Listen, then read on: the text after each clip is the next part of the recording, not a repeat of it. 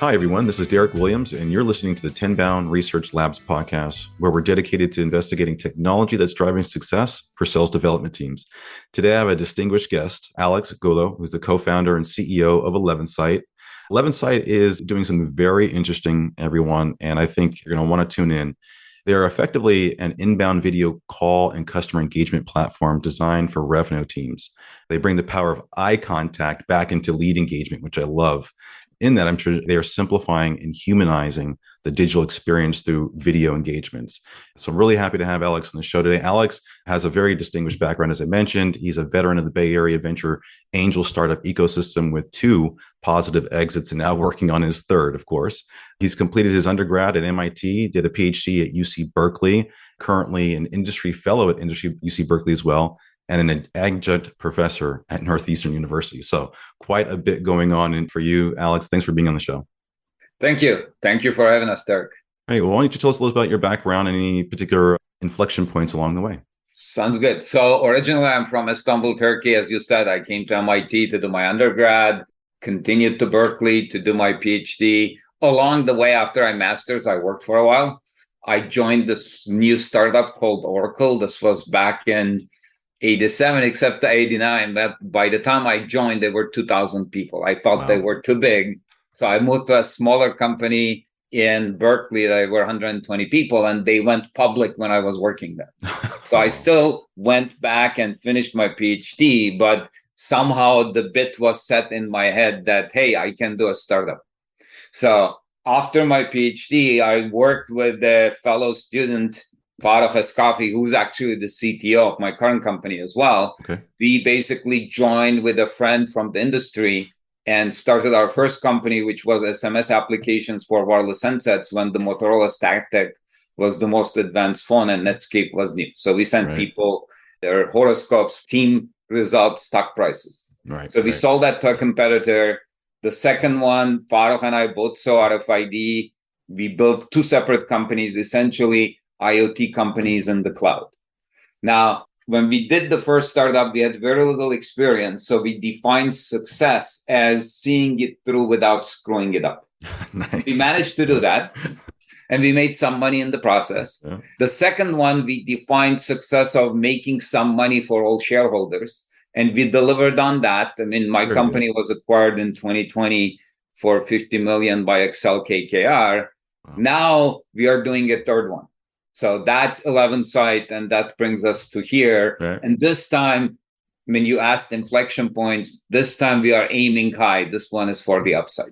Okay, so double click on that. You're saying the goal, how you're defining success in this venture is something around the upside? Yeah, so I mean, we want to build a 100 million ARR company and have a huge exit. So that's the goal. That's what drives us on a daily basis. And of course, to be able to do that, we do have to create the corresponding value for our customers, which is what we're going to talk about here today. Yeah, absolutely. Well, actually, I think this is a good segue, actually. I had this teed up to ask you later, but I'll bring it in now.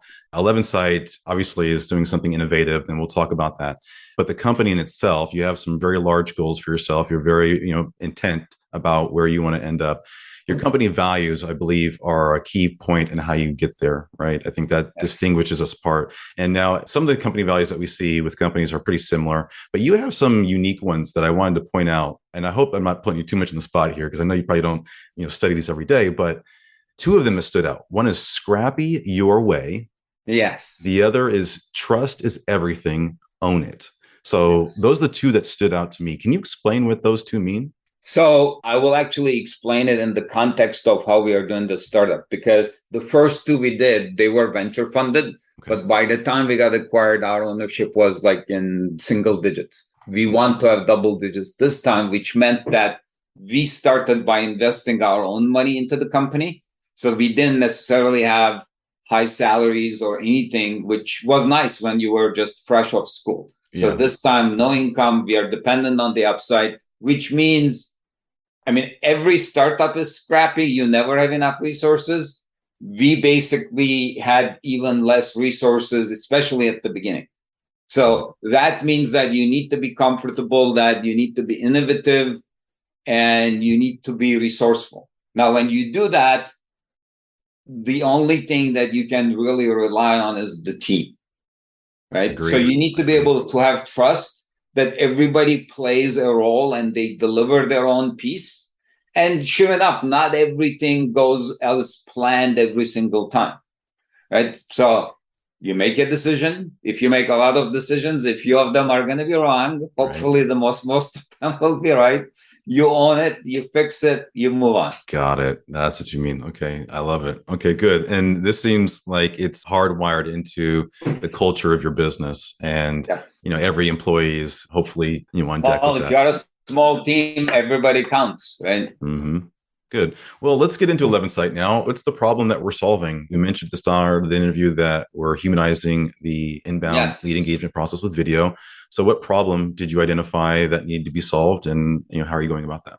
So essentially, our goal is to bring businesses closer to their customers online with one-click conversations. What we have observed, and I mean, we all share this frustration, as you go try to get hold of a business, you deal with an AI chatbot, a form, you send an email, a meeting gets scheduled, and it takes 5 to 10 days to actually connect with the business. I had this experience with TriNet, ADP, and Paychex. We needed a payroll company. I had to fill out their census forms.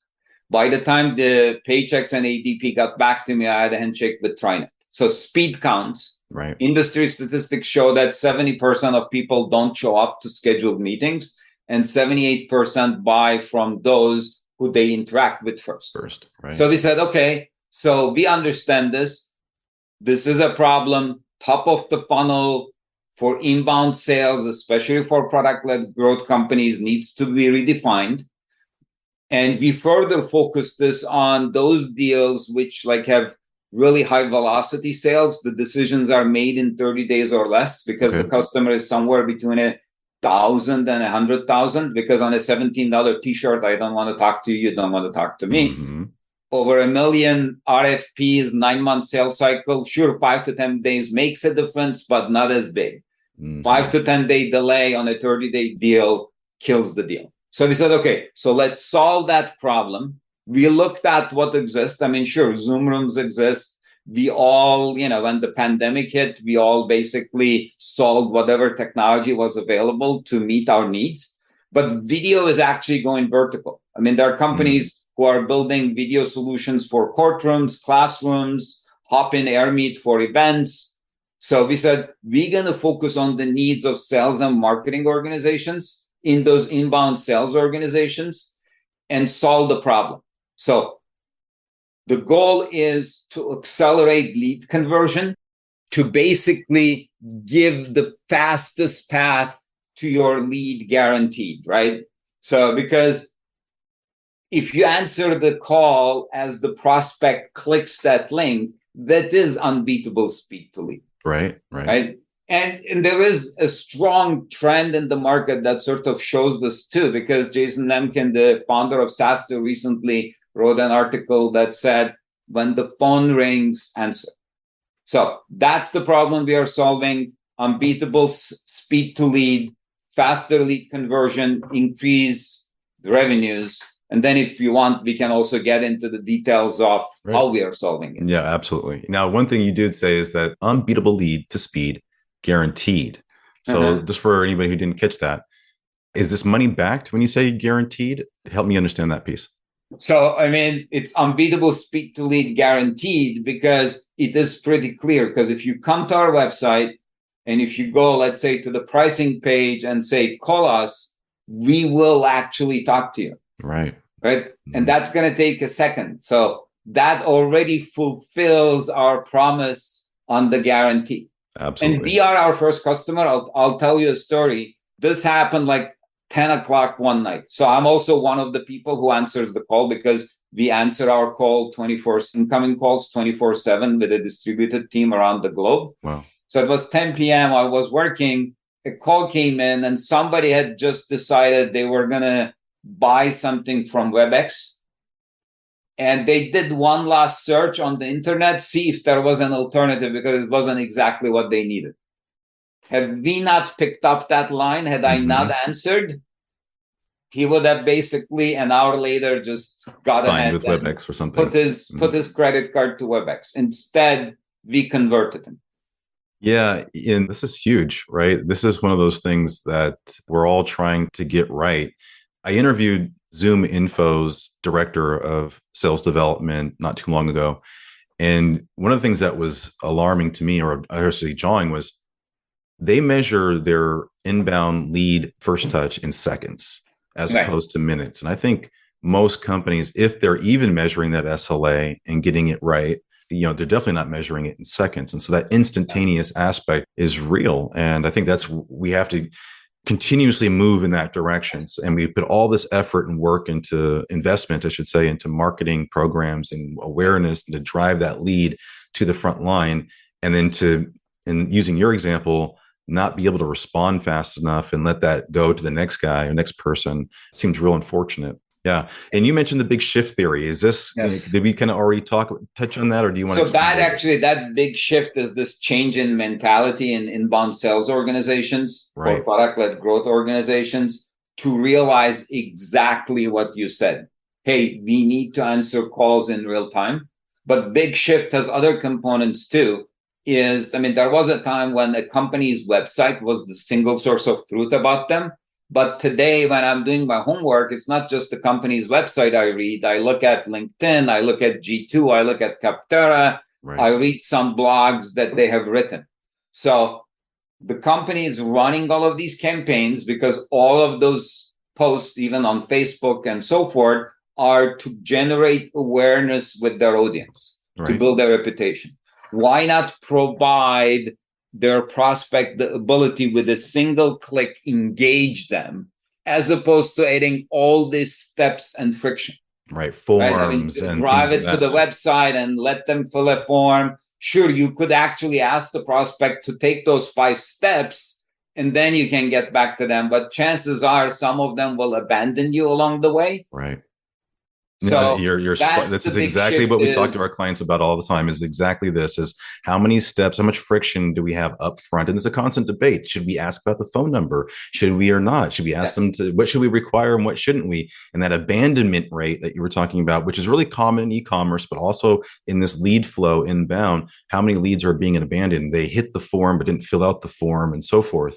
So I love that you're able to get the instant, but let's talk about how it works and how you're able to facilitate that instant connection. You have a feature built into the 11Sight platform called E-lines. Can you explain to the audience what E-lines are? So, maybe I'll date myself, but there was something called an 800 number. And then if you were a sales guy and the phone rang, you picked up and you talked to people. You're dating both of us, to be honest, in that respect. So now the equivalent of that is what we call an E-line, which is nothing more than a URL. So we have taken a digital communication identity of an individual, of a product, of a department, of a sales team and a group line, or even a location, and reduced it to a URL. Now, the nice thing about that is you can now embed that E-line anywhere you want, right? It could be in a LinkedIn post. You come to our 11Sight website, you can call us. But more importantly, you can call us from our Facebook page. You can call us from our LinkedIn page, G2, Capterra, and all of the above. Right? Because we are now living at a time where the customers are well educated. They do their own homework before they reach out. Exactly. Right? So give them the ability to reach out to you. And then now the second half, so that giving the prospect the ability to initiate a call without downloads, without appointments, without any platform restrictions, that meets the need of the prospect. Now, clearly the business has some needs here too, right? So I'm the SDR, BDR. How will the system find the most suitable, available person to answer the call? Will we provide the right context to the SDR, BDR so that they know what they need to achieve in this incoming call? Maybe the company has run many different campaigns with slightly different goals, and I'm responsible for answering all of those calls. So what we do is whoever gets chosen, and that's actually part of our patented intelligent routing algorithms, where in the limit, we can even ask the CRM, hey, who should we connect this to?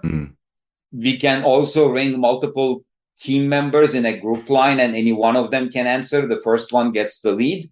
But we also present the SDR BDR with a call script or call context, who is calling, and on this particular campaign line where the call came in, what is it that you are expected to do? So, furthermore, we also integrate with the CRM. So any progress you made is automatically captured in whatever CRM that you're using. So if I'm gathering this so far, we have a universal call to action. So whether it's on the website, LinkedIn, you name it, anywhere you can embed this line, you have a universal call to action available to your business that instantaneously gets them, speaking over video to somebody, a live person. Huge. On that line piece, one thing that I want to double click on real quick, I want to go to the CRM piece as well, because I think that's key. I love that you have QR codes too as part of this, right? Yes. So for those events, we're doing the same thing, right? If we're at a trade show, for instance. Yeah. So that actually, when we talk about omni-channel presence, the QR codes are an important element because there are all those chat skis that you give away at events, put a QR code on it. And then when they scan, that translates into a URL, an line, and that initiates a call. We have used this successfully in our campaigns when we used to go to events. Mm-hmm. I have it on my business card. Now, the nice thing is those QR codes can also have embedded intelligence, right? When you call me from my QR code on my business card, I know you are somebody who's holding the business card. Right. Oh, this is the Rockstar conference we went to. It's somebody who has a chat ski at that event. So campaign management, when I was saying there may be, there is attribution. There are multiple campaigns you run. So you see which ones are working, which ones are generating the calls. Mm-hmm. Internally, you have a team of people answering the calls, and you are able to track when the calls are coming in and who are the people who are answering so that they can also get credit for answering the calls. Very good. So there's tracking on the line, all that metadata that we can pick up. And then, we got pre-call intelligence that's handed over to the user, if you will, the SDR in this case. It's queued up for them on who this person is, where they're calling from, and so forth. So you go into that conversation well-informed. Very good. So you don't need to prepare for the meeting for 15 minutes, half an hour. Right. It's right there in front of you. Now, if I'm an SDR, an inbound SDR, and I'm taking leads in and I, get a call instantaneously, then I obviously would want to maybe book a meeting for that person. And we talked about how what we're trying to do here is kind of collapse this whole experience for the person. When they have that moment of interest and they want to reach out to you, we shouldn't have these steps that they have to go through to get the last piece of information, the last questions answered in their research to make a decision on who they want to go with. And so if I'm an SDR and I receive that video call, is there a way for me to do a 3-way call where I can maybe just bring in the account executive to that video call and just streamline that whole interaction and have a discovery call right there on the fly? Absolutely. If the inbound team has that maturity and has gotten to that point, you can easily do a 3-way call with an account executive, bring the account executive in, maybe do an introduction. The SDR doesn't even need to stay in the meeting, or they can stay in the meeting. Right. So all of that is in the product. Now, early on, maybe the AEs are more comfortable with a scheduled meeting. We have these call cards. Right. So one of the options may be you go into the calendar and you pick a time to schedule a meeting with the AE if nobody is available now. Mm-hmm. But as you said, eliminate friction. The prospect is in the mindset to make a decision now. And some of that can even be left to the judgment of the SDR. It's like, this guy's going to give the credit card today. Right now, so even. Let me bring an AE now. Whereas, this is going to take a couple more conversations. So we can schedule a meeting. Yeah, we do artificially expand sales cycles time to time based on, our own availability as opposed to what's best for the client. So I like that this is more buyer-centric in that way. Yes.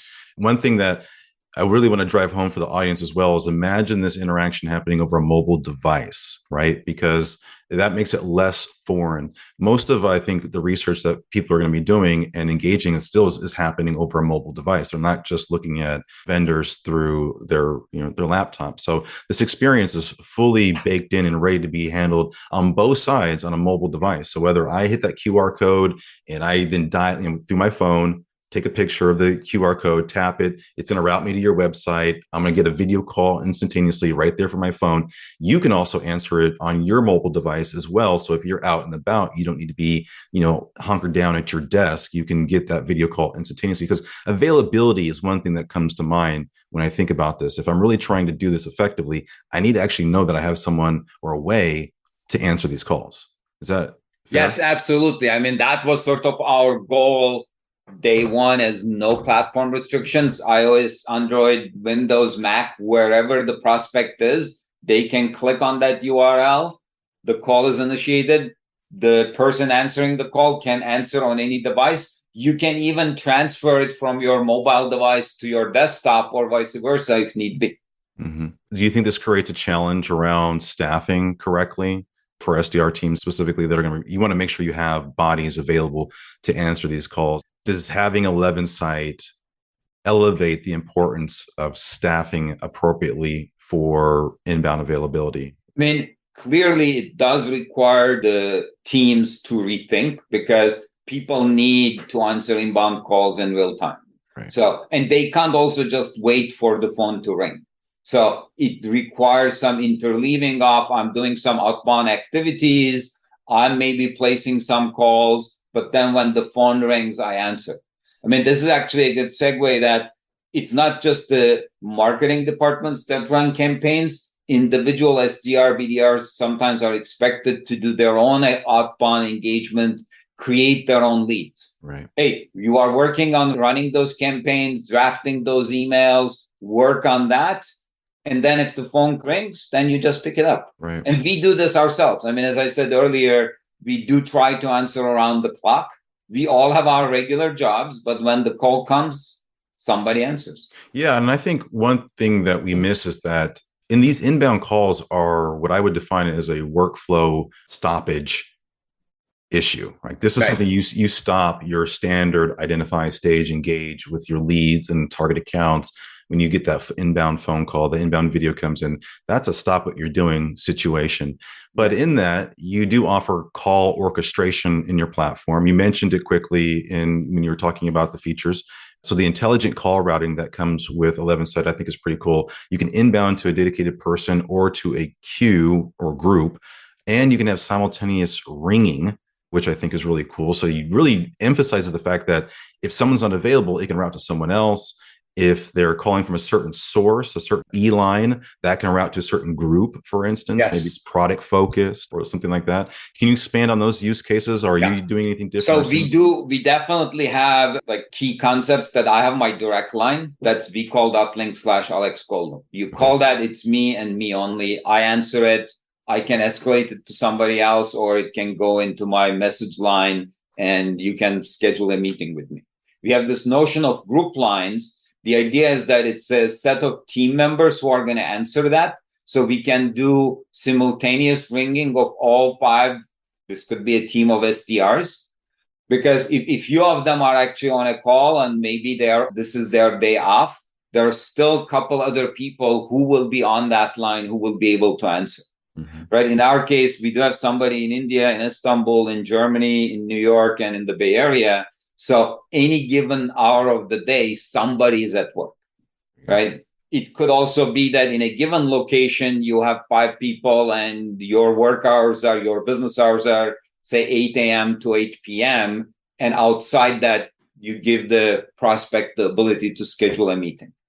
But those group lines can also be associated with specific campaigns. So you know that the call is coming for a particular email campaign you have run, or an event or a conference you have gone to. Right. And then you can also create different group lines. You can mix and match. A given SDR can be in multiple group lines. And when the call comes, you see that, it's on this campaign. This is the goal of the campaign. So all of that is in your call card when you get into the meeting. So that's the call orchestration piece that allows that intelligent routing of picking the right person and giving them the necessary call context. Thank you.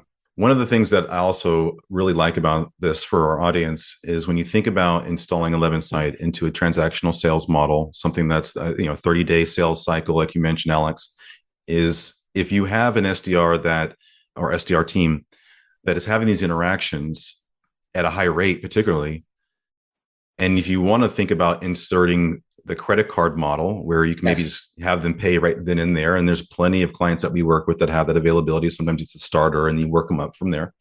But I think it leads to that skill development for SDRs too, where if you're looking for ways to bridge the gap between how do I take my SDR, senior SDR, and get them at bats, get them down that path of preparing for an account executive role, which is where they mostly go. I know SDRs can go in a lot of different directions, but most often I think we're looking to have them go into an account executive role, into a closing role.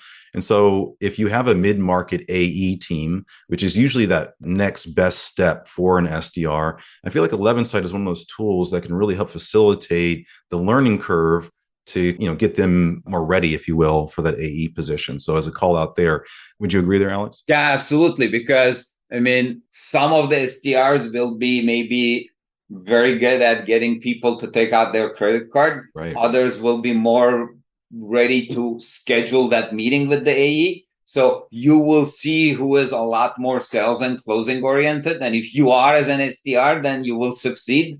You will use your charm and you will eliminate objections. You will get to the next step.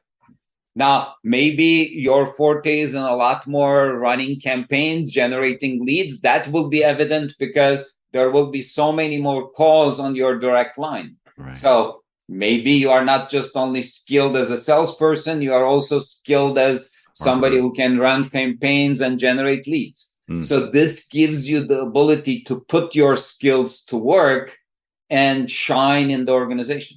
So why wouldn't I did some research, obviously, on 11Sight and looking at who's maybe next closest competitor. If I look up 11Sight, who else do I see in that realm? And, Salesforce, Zendesk, Converska, Twilio, these are the ones that kept coming up over and over again during my searches. So I'm curious, why wouldn't someone just go with one of those platforms, a customer experience platform that is, as opposed to 11Sight? What's the difference there? Can you help explain those swim lanes? Sure. There are several categories. There are a lot of CRM companies, HubSpot, Salesforce, and so forth. We actually actively integrate with them, right? We are not going to repeat everything they do. We are just one of your communication channels. We bring those video calls in. So we integrate with them. You mentioned somebody like Twilio. There is video.io. So if you had a large IT organization and you had a couple years to develop a solution similar to ours, maybe you will use their SDK APIs to implement your own video tool. But that's definitely defeats the purpose because all you need is 5-10 lines. You can come to our website at a very reasonable rate. You can actually be live in 5 minutes. And maybe this is also a good context to mention that people should come to our website, 11sight.com, go to pricing. They get 2 weeks free to play with it. They can even use Tenbound 10, that's Tenbound 10, as a discount code, an additional, basically, a little savings for you. There you go. The recognition of the Tenbound organization. That's a pleasant surprise. I got to give it to Aleks. He's the first one to do that on the show for us. Thank you, Aleks. Yeah. That's cool. And then you can actually see this for yourself. And if there are managers on this podcast who are listening, they can implement this for their team. SDR, BDRs can escalate this to their managers and say, hey, I show this thing. It's really cool. I want to use this as a call to action in all of my outreach so that my prospects can call me instantaneously. Right. So for you outbound SDRs who thought this was just for inbound interactions, it's also for those replies. Turn those replies into video interactions, right? I always tell teams, use email, use digital communication like web chat or LinkedIn to get people on the phone. But forget that. Use it to get them on video, right? It's way more interactive. Let's talk about setup. So assuming we have some folks on the call that just heard the Tenbound 10 discount code and want to action that and are leaning forward, what should they expect in terms of setup? Is this, weeks of configuration? Is this a plug and play? Can you talk us through quickly how setup looks? So, I mean, the way we actually designed this is you can be up and running in a couple minutes, right? So Wow. you log in and we call that link / Aleks Gollu is you. Now, an hour later, maybe you have set up a couple group lines because you, the group manager, signed up. You have 5 SDRs, you set up their accounts, you set up a couple group lines, you set up a couple campaigns. Few hours later, that's ready to go. Now, the next step is maybe you want to do a Hubspot integration. If you are doing what's available off the shelf, it's very straightforward. If you want something more, then you need to do some more configuration. But definitely the SaaS solution, both the starter and the premium on our website, is hours of setup. And we are always here to answer your calls. So once you log in, we call that link /11support. Again, we will be ready to answer any calls. If you have any issues, we'll be there to answer them. So it extends beyond lead engagement to now client success and making sure we're, providing optimal support with eye contact. I love that. So, I mean, as I said at the beginning, it was like to shorten the distance between businesses and their customers. So it encompasses the entire customer engagement lifecycle, from initial prospecting to closing to customer success. Initial focus is a lot more on the sales, but it can be used at any stage. Right. You have a proposal that's out there and they're looking at a couple different players that are ready to pull the trigger on signing on one of these proposals, and they want to reach out and ask them questions. That's how these things work, especially in these transactional models. If it's not just the first one to get the lead, it's the first one to answer questions about proposals and things. So, late in stage, you can still use a function like this to make sure you're standing out. So good call out there. Now, you mentioned integrations a few times. I have noted here that HubSpot's your first native integration. Is that right? Yeah, HubSpot is. We also were in B2C, so we integrated with a number of automotive CRMs. But I mean, like Salesforce is going to be next. But other things we actually also want to do as part of this integration is when a prospect enters their business email, maybe take that to ZoomInfo, get some more information about that contact, maybe about that business. So those are all basically components of your call screen as the SDR. Is you have all these call cards on the side that guide you through the process, gives you additional information about the context.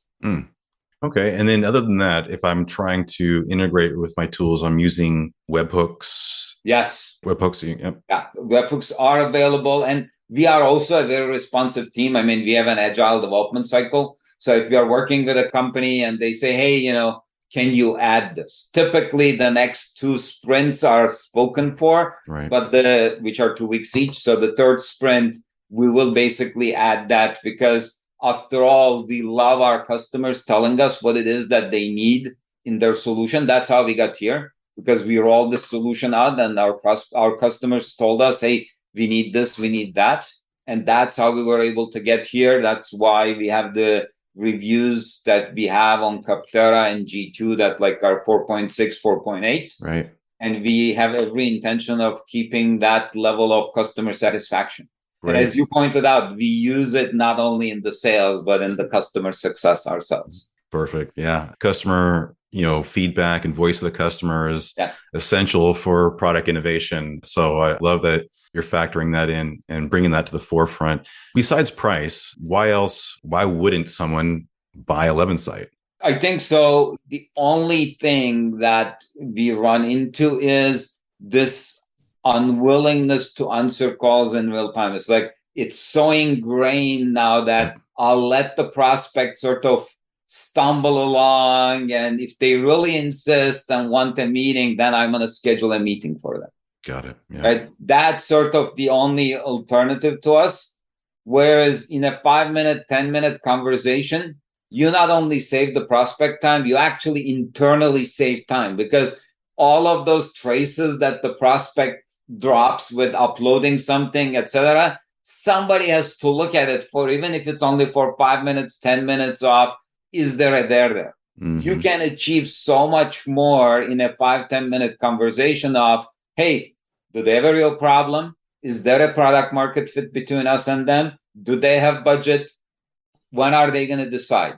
That's a 5-minute conversation if you are actually there. Obviously, don't start with them. Just build some trust, right? Some legitimacy, get some. No, but even Gong will tell you. Gong's recorded and analyzed millions of calls, and they'll tell you the average, initial call is somewhere in the range of 5.5 minutes, and it includes certain components like a uninterrupted pitch for about 30 seconds and these different other components. But you're right; those initial calls, to get qualified, to identify pain, and to justify, next steps, 5-6 minutes. And if you can do that over video, you've advanced your sales cycle tremendously too. So to your point, you're collapsing sales cycles, you're removing friction in the process as part of that, but you're also saving operational bandwidth from within the organization, which allows you to reinvest that into other strategic areas.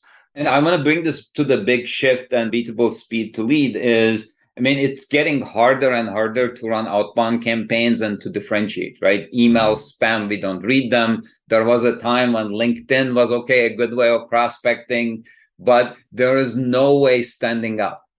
Now, this is an opportunity to sort of wow your prospects, because today they're still going to be amazed that there is a real person answering the call. In 6 months to a year, once this big shift takes root, others will do this. But now is the opportunity to really differentiate and impress your prospects. Right. I've done a series of interviews with video vendors over the last couple of months. I've interviewed Tolstoy, Video, and they've all been on the show and published interviews. And I think it's some of that same tone is what they talk to, is using video to get more attention, grab people's attention. That's what video is really good at. And then using video to create more engagement. Tolstoy is really good at that. And I feel like you're doing a little bit of both, actually, though. You're getting attention, standing out, and you're creating optimal engagement. So it seems like a win-win here. Yeah. Now, let me switch gears here. This is the part where I usually ask about your sales development team. And we did some planning, and you shared that you don't actually have a sales development team. That's not uncommon for my guests. This is a sales development podcast. So naturally, I want to understand, how is it that you in your business at 11Sight are going about, creating new revenue, getting repeatable prospecting in place? What is your strategy towards pipeline creation, if you can share?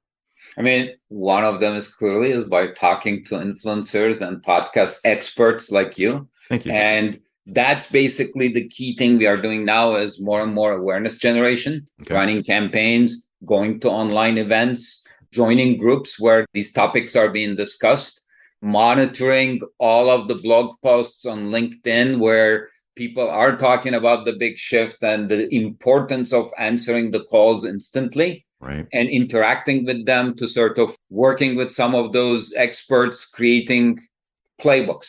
Now, on the other hand, if there are SDR, BDRs on this call who are so impressed that they want to come and help us with our outbound campaigns and are willing to answer some real-time calls, sure, they can come, definitely call us. We'll talk to them, and we'll see if we can work together. There you go. Well, I know there's a lot of people looking for work today, considering the macroeconomics around us, and we've seen a lot of layoffs. So it's always good to hear our partners talk to not only how their product can help people in the interview and application process, but also, hey, if you actually have openings or you might be open to placing people, that's huge.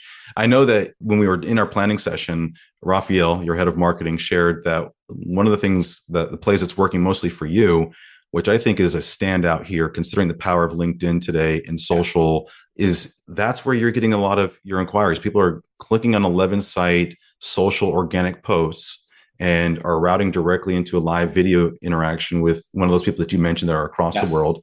And you're facilitating pipeline through that place specifically. And I think that's really impressive. That's exactly it. Is that, the reason I sort of said, 11sight.com/11sales, you could just type that into your URL and call us. You can come to our LinkedIn website and you can, with one click, call us. So we basically, as I said, our first customer, we recognize the big shift. It's not just our website that's creating the calls, but our presence. Sure, we do get calls from Facebook, but LinkedIn is more where our customers hang out. So we get a lot more calls from LinkedIn, sometimes from a G2 or Capterra page. But that's actually one of the strategies, obviously, we are following, is be cognizant that people shop and look and read everywhere. Right. Be everywhere and provide as a call to action, hey, one-click call to us. Right. Exactly. It's not just, I love LinkedIn, big fan, but it's not just about LinkedIn. Anyone who sat through any of my BDR trainings knows I call this out. When you're researching your prospects, don't just look at LinkedIn, look at other platforms, look at them from an omni-channel perspective. So I love that you're calling that out as well. Well, this has been great. If you are in the audience today and you've enjoyed this, make sure you check out 11Sight's website and try them out in their video interaction. They're increasing qualified lead conversion and close leads at 30% more than you would have previously. So anything else you'd say in closing? Where would you send them? I know you had the discount code. Maybe call that out one more time. Yeah. So just come to 11sight.com, go to pricing. If you have any questions, one click, you will be calling us. Otherwise, use the discount code Tenbound10.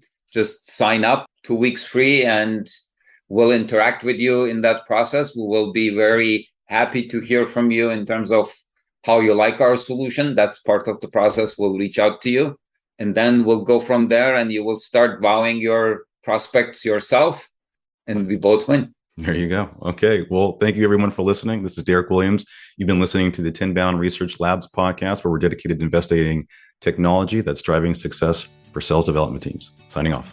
Thank you for listening to the Sales Development Podcast, the only audio forum 100% focused and dedicated to sales development, with your host, David Delaney. Please be sure to subscribe to the show on YouTube and take a moment to leave us a review on iTunes. Your support makes our show possible.